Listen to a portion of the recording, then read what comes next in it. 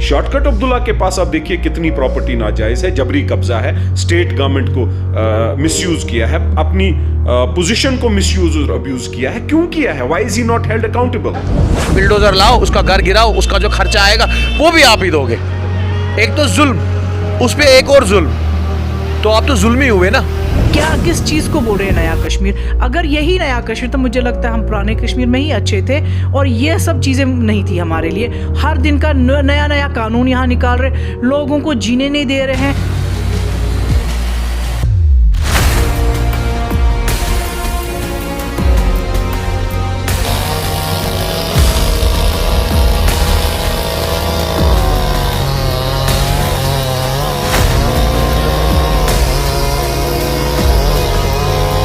State land जो भी है, मुझे लगता है government should have done the homework पहले करनी चाहिए थी। रिहेबिलिटेट गरीब को तो हर जगह किया जाता है। दिल्ली में अगर हमारे प्रधानमंत्री जी ने वहाँ पर वो फ्लैट्स बना के दिए, इनको छोटे छोटे स्टूडियो अपार्टमेंट्स दिए, तो यहाँ क्यों? मतलब ये दो राय क्यों है? दिल्ली के लोगों के लिए, दिल्ली के गरीब के लिए एक राय और यहाँ के लिए दूसरी राय।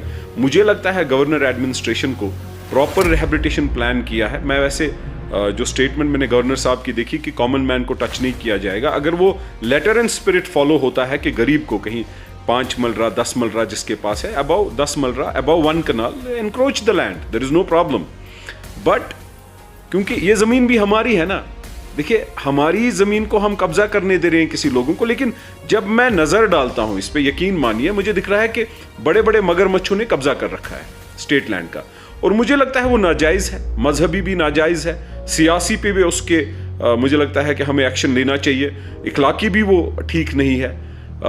आप देख लीजिए कि मैं गवर्नर साहब को या गवर्नर इंतजामिया को क्वेश्चन करूंगा कि आपने जो तोड़ फोड़ गरीबों के खिलाफ की, आपने जो बिल्डोजर गरीबों पे चलाया, अभी तक किसी बड़े आदमी, पॉलिटिशियन या इन्फ्लुएंशियल लोगों का दीवार भी आप ईंट एक उतार सके?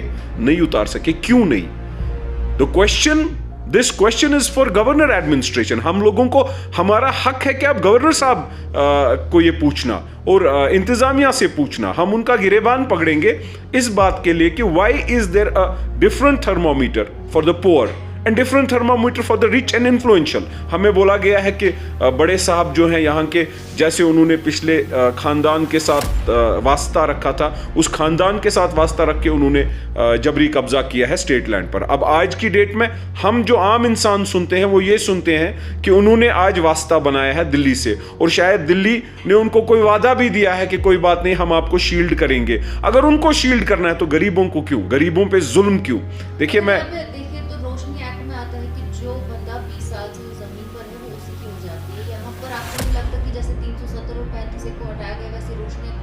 मोहतरमा, यहाँ एक्ट तो अब बात ही नहीं है। जब एब्रोगेट आर्टिकल 370 हुआ, 35A हुआ, तो उसके बाद मुझे नहीं लगता कि we should speak about acts, we should speak about anything what was there, we should speak about now. और हमें आज गवर्नर इंतजामिया से डिस्कस करना चाहिए, आज दिल्ली से डिस्कस करना चाहिए। ये हमारी पोजीशन है, हमारे गरीब अवाम को बचाओ।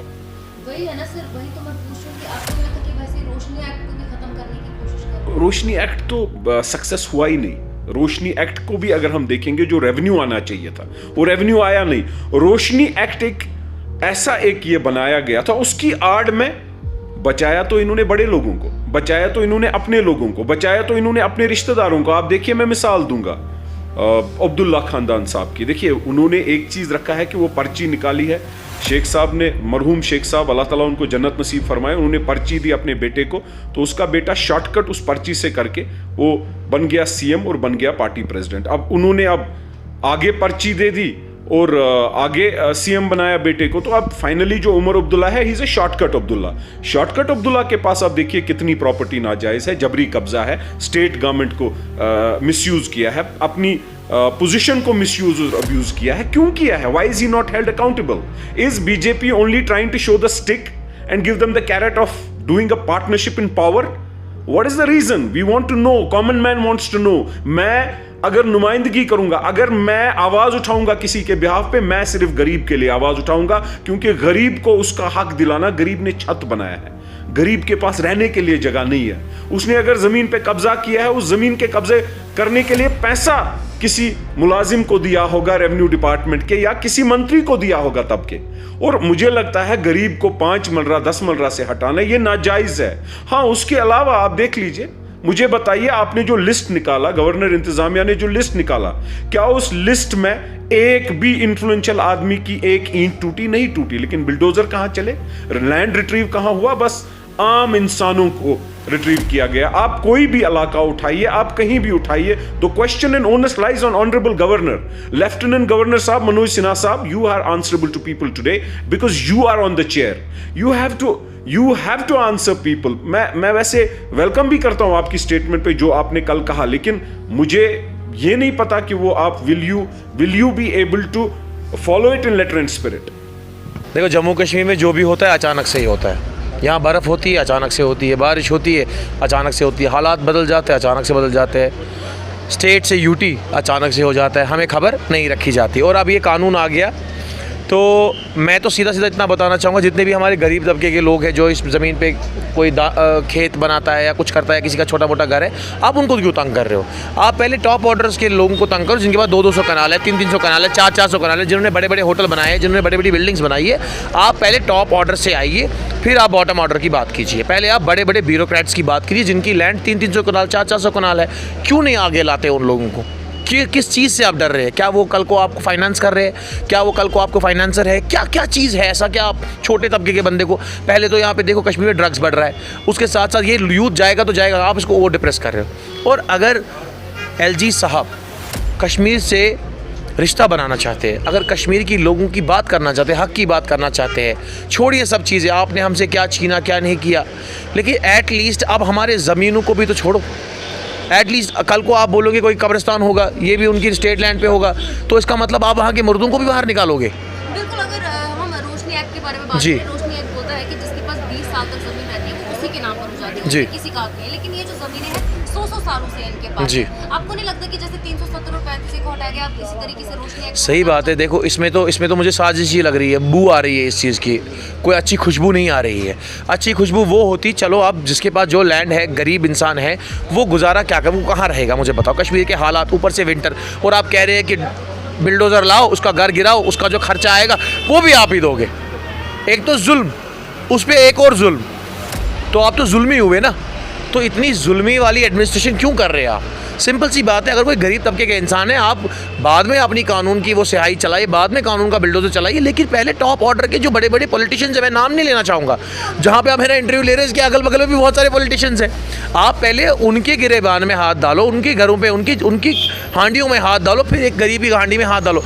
अमीर की हांडी में डालोगे कुछ ना कुछ तो निकलेगा, गरीब की हांडी में जब आप हाथ घुमाओगे वहाँ क्या निकलेगा? वहाँ उबला हुआ पानी निकलेगा और कुछ नहीं निकलेगा। तो अभी जिस तरीके से वो लोग इस तरह पे एहतजाज और उनको कुछ ही दिन दिए गए हैं वकेट करने के लिए, कहाँ जाएंगे? मैं वही तो सवाल, देखो चिल्लाई कलान का मौसम भी, बर्फ़ भी, कश्मीर में हालात भी ख़राब, यहाँ से आप इलेक्शन नहीं कराए, जाएंगे कहाँ वो लोग? बुज़ुर्ग लोग हैं, आप देखो कि दिन ब दिन कश्मीर के हालात बिगड़ते ही जा रहे हैं। चाहे बेसिक, मैं पुअर लोगों की बात कर रहा हूँ, आप लाल चौक में देखो कितने रेडी वाले हैं। इन रेडी वालों के पास सुबह कमाते हैं, एक उम्मीद से मार्केट में निकलते हैं, पैसा कमाएंगे, इज्जत से कमाएंगे, शाम को घर जाते हैं वो 500-600 रुपये खर्च हो जाते हैं। इसके अलावा तो कोई ग्रेजुटी फंड नहीं है उनका, जीपी फंड नहीं है उनका, कोई LIC पॉलिसी नहीं है, कोई इंश्योरेंस नहीं, कोई शेयर मार्केट में इन्वेस्ट नहीं करते, और वो ज़मीन तो उस मुसीबतों में। और आप किसी का घर ख़राब करेंगे, किसी का घोंसला उजाड़ेंगे, किसी का घोंसला, तो या तो लोग बहुत ज़्यादा आपसे नाराज़ हो जाएंगे, गुस्सा करेंगे तो पलटवार आप पे होगा, या तो वो इतने ज़्यादा डिप्रेस हो जाएंगे कि मुझे लगता है कि अब 80 साल के बुज़ुर्ग, 70 साल की महिलाएं वो भी ड्रग करेंगी, परेशान हो जाएंगी, इस चीज़ में मुलतवा हो जाएंगी। तो उस चीज़ का कल का आपका कौन जिम्मेवार रहेगा? कौन सी ब्यूरोक्रेसी आपकी जिम्मेवार रहेगी? कौन सी एडमिनिस्ट्रेशन आपकी जिम्मेवार रहेगी जब आप गरीबों पर जुल्म कर रहे हैं? मेरा इतना कहना है कि आप बड़े बड़े लोग जो है साहब, जो बहुत बड़े बड़े ओहदों पे रह चुके हैं या अभी भी बड़े बड़े किसी चीज़ पे, उनकी लैंड्स को रिट्रीव कीजिए, उनको आगे कीजिए, वहाँ पे हॉस्पिटल्स बनाइए, वहाँ पे स्कूल्स बनाइए, वहाँ पे प्लेग्राउंड्स बनाइए, यहाँ पे सरकारी दफ्तर बनाइए, जो आपको अच्छा लगे वो बनाइए, जिससे आवाम का काम हो, जिसमें वो welfare for the welfare of the people हो। लेकिन आप छोटे ज़मींदार होते हैं जिसके पास 4 मल रहा है, 5 मल रहा है, 6 मल रहा है ज़मीन है, तो उसका क्या करोगे आप? उस ज़मीन का क्या करोगे? तो आपको बेहतरी यही है, आप पहले बड़ों पे हाथ डालिए, उसके बाद छोटों पे आइए। पहली बात तो थैंक्स अ लॉट, आप लोग आते हैं टाइम टू टाइम, एंड बहुत शुक्रिया फिर से मैं बोल रही हूँ। और ये जो इनने गवर्नमेंट ने नया किया है स्टार्ट यहाँ के, नहीं जी अब जो जिन्होंने ज़मीनें ली हुई है उनसे वापस लिया जाएगा। पहले जब इनने दिया उस वक्त इनने किस बेस पे दिया, और जो 100 साल से बेचारे यूज़ कर रहे हैं, कोई शाली के लिए कर रहा है या किसी ने फार्म हाउसेस बनाए हुए हैं, not farmer kind of an like उनको एक आर्चिड्स बने हुए हैं या उनका वही ज़रिया है कमाने का या जो भी चलता है उनका। तो ये all of a sudden government of India को याद आता है नहीं जी अब ज़मीनें वापस दे दे। तो जो उनने 100 साल उस पर काम किया और इतना केयर किया तो बना, इट मीन्स क्या गवर्नमेंट चाह रही है बनी बनाई चीज़ उनको वापस देनी चाहिए। ठीक है, अगर वो वापस ही चाह रहे तो आज की रेट जो उन ज़मीनों को है गवर्नमेंट उनको कंपनसेट करे, it will be return. And जब ये सबसे बड़ी बात थी उस वक्त की रोशनी के तहत ये आया था कि भाई जो भी 20 साल से उस ज़मीन को चाहे मकान है उस पर या बागात है या कुछ भी है तो उनकी वो पर्सनल प्रॉपर्टी बन जाएगी।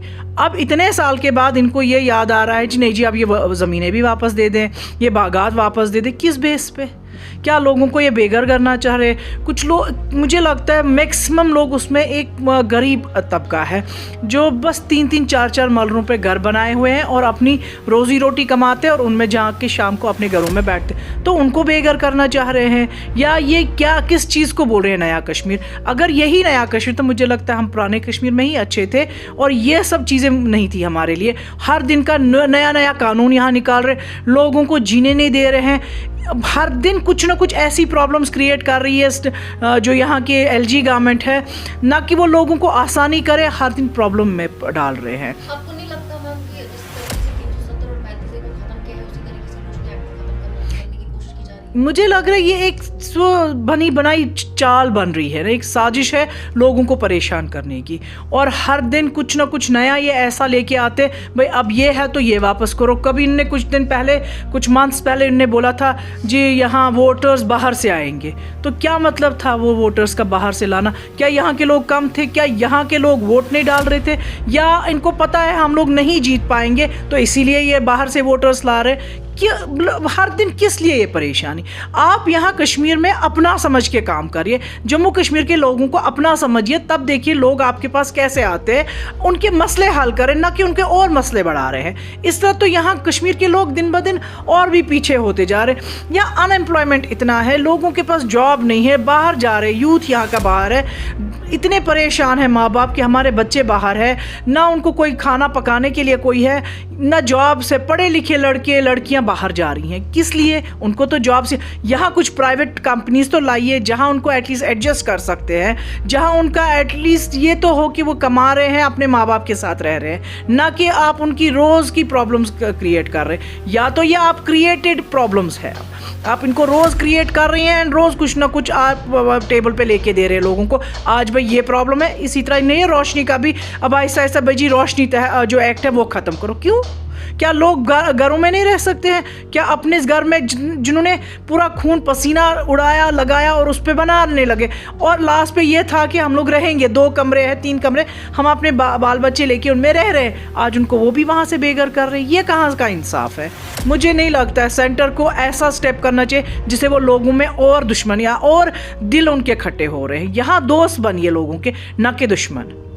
दिन भर के तमाम तर अपडेट्स पाने के लिए सब्सक्राइब कीजिए हमारी सभी ऑफिशियल चैनल्स को और साथ ही साथ बेल आइकन भी प्रेस कीजिए ताकि आप तक पहुंचे हर खबर सबसे पहले।